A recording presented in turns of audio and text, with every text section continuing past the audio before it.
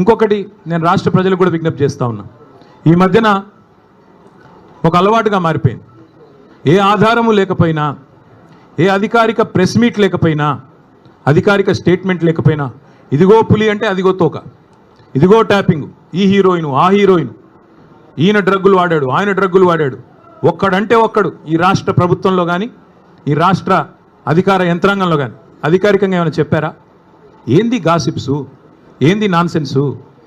ఎవరన్నా మీకు వచ్చి ఫలానా వాడు తప్పు చేశాడని చెప్పారా ఇప్పటికీ? ఇది ట్యాపింగు, అది కుంభకోణం, ఇది లంబకోణం, అది డ్రగ్స్, ఇవేనా? ఇంకా 6 గ్యారెంటీలు మర్చిపోదామా? 420 దొంగ హామీలు మర్చిపోదామా? ఆడబిడ్డలకు ఇస్తానన్న 2500 మర్చిపోదామా? ముసలోళ్ళకి ఇస్తానన్న 4000 పెన్షన్లు మర్చిపోదామా? రైతులకు ఇస్తానన్న బోనస్ మర్చిపోదామా?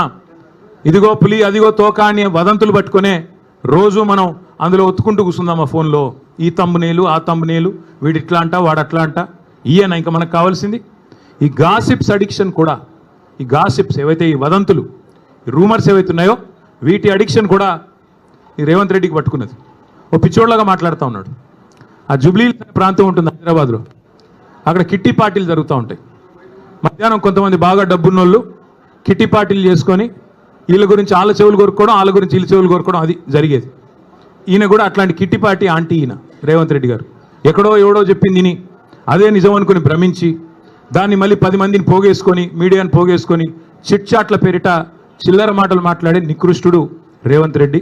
నేను అందుకే అంటా ఉన్నా, నువ్వేదో వాగావు కదా నేను డ్రగ్స్ బిగ్స్ అని. దమ్ముంటే మగాడివైతే బయటికి వచ్చి పత్రికల్లో మాట్లాడు, నువ్వే ముఖ్యమంత్రి, నువ్వే హోంమంత్రి, ఏం ఆధారం ఉందో పెట్టు. అంతేగాని ఒక దొంగలాగా నీకు అలవాటైన పని చీకట్లో కూర్చొని 10 మందితో ఒకటి చెవులో కూడా కొరుక్కొని పనికిమాలిన మాటలు మాట్లాడుతూ టైంపాస్ చేయకు. ఇంకొక మాట కూడా అడుగుతా ఉన్నా నేను, ఈ శవాల మీద పిల్లలు ఏరుకోవడం ఏందే నాకు అర్థం కాదు. ఎవరో చనిపోతే దుబాయ్లో దాన్ని నాకంట కట్టడం ఏంది? నీ బొంద ఏమైనా జ్ఞానం ఉందా నీకు? అసలు ఏం మాట్లాడుతున్నావు? రాష్ట్ర ముఖ్యమంత్రివా లేకపోతే శవాల మీద పేలాలు ఏరుకునే దౌర్భాగ్యుడివా? నేను అందుకే అంటా ఉన్నా, నీకు దమ్ముంటే ఆధారం బయట పెట్టు, దమ్ముంటే ఏ టెస్ట్ చేస్తావో చెయ్యి, దమ్ముంటే నీ దగ్గర ఏం ఆధారం ఉందో పెట్టు. లేదా ఈ కిట్టి పార్టీ ఆంటీ లాగా ప్రతిరోజు ఇళ్ళ చెవు కొరికి వాళ్ళ చెవు కొరికి హెడ్లైన్లు మేనేజ్ చేసి మీడియాను మేనేజ్ చేసి ఎక్కువ రోజులు బతకలేవు.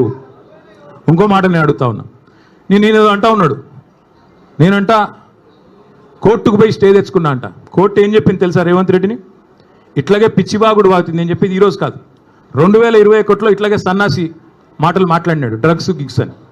నేను కోర్టుకు పోయి పనికిమాలిన మాటలు మాట్లాడుతున్నాడు ఆధారం లేకుండా అని కోర్టుకు పోతే కోర్టు ఏం చెప్పింది తెలుసా? చెత్త మాట్లాడితే చెప్పు తీసుకుని కొడతామని చెప్పి ఇంజంక్షన్ ఆర్డర్ ఇచ్చింది. దాన్ని స్టే అంటాడు. ఈ మూర్ఖుడికి ఇంజంక్షన్ ఆర్డర్ తెలియదు, స్టే తెలియదు.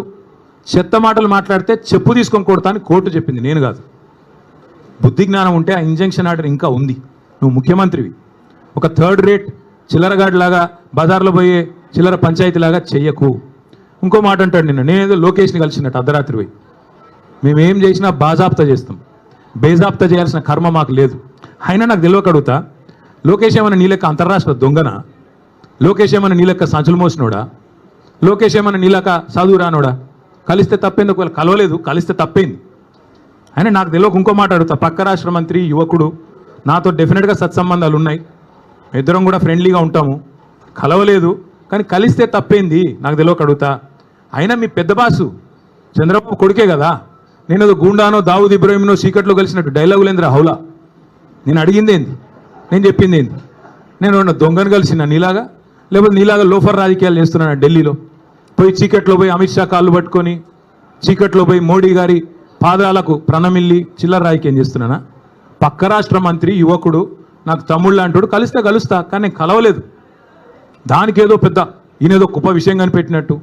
ఆయన నాకు తెలియక అడుగుతా, పాలన గురించి తెలుసుకోవాలంటే మమ్మల్నే కలుస్తారు బీఆర్ఎస్లను, దోపిడీ గురించి తెలుసుకోవాలంటే నిన్ను కలుస్తారు. ఆయన నన్ను కలిస్తే నీకేం నొచ్చింది? ఆయన నన్ను కలిసినా నీకేం బాధ అవుతుంది? నాకు అట్లా తెలియక అడుగుతా. నేనేమంటున్నా అంటే, ఈ చిల్లర మాటలతోని ఎన్ని రోజులు టైంపాస్ చేస్తావు? ఇంకెన్ని రోజులు ప్రజలు ఇవాళ ఆగం చేసే ప్రయత్నం చేస్తున్నావు? అసలు నిన్న రేవంత్ రెడ్డి గారు ఎందుకు మాట్లాడండి పనికి మాలిన మాటలు? ఎందుకు అంటే ఒకటే కారణం, ఈయన దొరికిపోయిండు. ఇందాక నేను చెప్పిన కదా, దొంగతనం చేయడం మళ్ళీ దొరికిపోవడం ఈయన స్పెషాలిటీ. 48 గంటల ముందు డైలాగులు కొట్టిండు, నేను రానే రాను. ఆంధ్ర వాళ్ళు మీటింగ్ పెట్టినారు, ఆంధ్ర ప్రభుత్వం వాళ్ళ చేతుల్లోనే వాళ్ళ చేతుల్లోనే కేంద్ర ప్రభుత్వం కూడా ఉంది. మరి నేను రాను, చంద్రబాబు పిలిచినా బనకచెర్ల గురించి అయితే నేను రాను అని డైలాగులు కొట్టినాడు, లీకులు ఇచ్చినాడు, లీకు వీరుడు. ఇచ్చిన తర్వాత 24 గంటల్లో ఏం మారిందో తెలియదు, 24 గంటల్లో ఏం జరిగిందో తెలియదు. టకామని ఢిల్లీలో తేలిండు. ఢిల్లీలో తేలిన తర్వాత స్పష్టంగా దొరికిపోయినాడు. ఈయనేమో బనకచెర్ల ప్రస్తావనే రాలేదంటాడు. ఆంధ్ర మంత్రి గారు రామానాయుడు గారు బయటకు వచ్చి మొట్టమొదటి ఎజెండా అంశమే బనకచెర్ల, దాని మీద మాట్లాడినాం, 30 రోజుల్లో కమిటీ వేస్తున్నాం, అయిపోయింది, చంద్రబాబు డైరెక్షన్ ఇచ్చిండు, రేవంత్ ఓకే అన్నాడు అన్న లెవెల్లో ఆయన మాట్లాడుతున్నాడు. దొరికిపోయిండు దొంగ. తెలంగాణ ప్రయోజనాలను, గోదావరి జలాలను పూర్తి స్థాయిలో చంద్రబాబు గారికి తాకట్టు పెట్టినాడు అని దొరికిపోగానే మళ్ళీ డైవర్షన్ స్టార్ట్. కొన్ని రోజులు ట్యాపింగు, కొన్ని రోజులు కాళేశ్వరం, కొన్ని రోజులు ఫార్ములా, ఇంకొన్ని రోజులు డ్రగ్స్, మన్ను మశానం వాడి బొంద తప్ప ప్రజలకు పనికొచ్చే ఒక్క మాట, ప్రజలకు పనికొచ్చే ఒక్క మాట, ఒక్కటంటే ఒక్క మాట మాట్లాడినాడా? చిట్ చాట్లో మహాలక్ష్మి ఎప్పుడు ఇస్తావో చెప్పావా? రైతులకు మొత్తం రుణమాఫీ ఎప్పుడు పూర్తి చేస్తావో చెప్పావా? బోనస్ ఎంత ఇచ్చినావు, ఇంకా మిగతాది ఎప్పుడు ఇస్తావో చెప్పావా? రైతు భరోసా అని డైలాగులు కొట్టి 15,000 అని చెప్పి 12,000 ఎందుకు ఇచ్చినావా? దౌర్భాగ్యం ఏందో చెప్పినావా? ఆడపిల్లలకు స్కూటీలు ఎప్పుడు ఇస్తావో చెప్పినావా?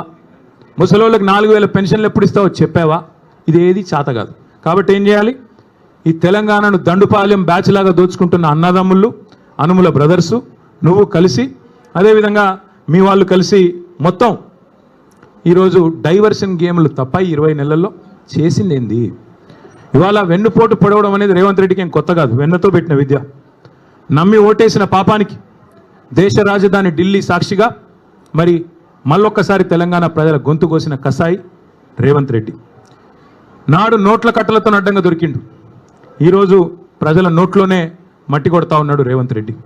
త్యాగాలు, పోరాటాలు, బలిదానాలతో ఏర్పడ్డ ఈ తెలంగాణకి ఇట్లాంటి నికృష్టుడు ముఖ్యమంత్రిగా ఉండడం అనేది నిజంగా కూడా మనందరికీ అవమానం.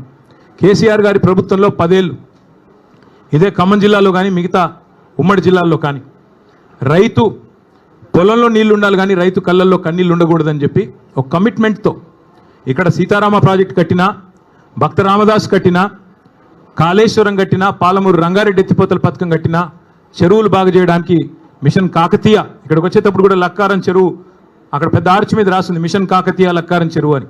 అట్లాంటి కార్యక్రమాలు మరి అనుక్షణం తప్పించి మరి 14 ఏళ్ళు ఆనాడు నీళ్ల పేరిట పోరాటం చేసిన, 10 ఏళ్ళు ప్రభుత్వాన్ని నడిపిన కేసీఆర్ గారు ప్రాజెక్టులు కట్టారు, రైతు బాగుండాలని తప్పించి రైతు బంధు పెట్టి, రైతు బీమా పెట్టి, పంటలు కొని బ్రహ్మాండంగా నీళ్ళు అందించి 12వ స్థానంలో ఉన్న తెలంగాణ నెంబర్ 1 స్థానానికి తీసుకొని పోయారు. కానీ దాని గురించి కూడా నిన్న చిల్లర మాటలు ఢిల్లీలో మాట్లాడిండు రేవంత్ రెడ్డి. బాబు గారితో మరి జరిగిపోయిన దొంగ ఒప్పందం, చీకటి ఒప్పందం బయటపడంగానే కవర్ చేసుకోవడానికి కవర్ డ్రైవ్లు, ఇవన్నీ ఎక్స్ట్రా కవర్ డ్రైవ్లు, డ్రగ్స్, కాళేశ్వరము, ట్యాపింగు, టూపింగు. అందుకే కుడిదిలో పడ్డ ఎలకలా కొట్టుకుంటా ఉన్నాడు. ఏం చేయాలో తెలియదు, దొరికిపోయిండు. అడ్డంగా దొరికిపోవడం కాబట్టి అడ్డదారులు ఎత్తుకుతా ఉన్నాడు. ఎజెండాలో ఫస్ట్ ఐటమ్ అని చెప్పాడు కదా, నేను కాదుగా చెప్పింది. ఎజెండాలో ఫస్ట్ ఐటమ్ అని నిమ్మల రామానాయుడు గారు, ఏపీ మంత్రి గారు చెప్పిన మాట వాస్తవం కాదా? ఇంత స్పష్టంగా చెప్పిన తర్వాత తెలంగాణ ముఖ్యమంత్రి అబద్ధాలు చెప్పిన మాట వాస్తవం కాదా?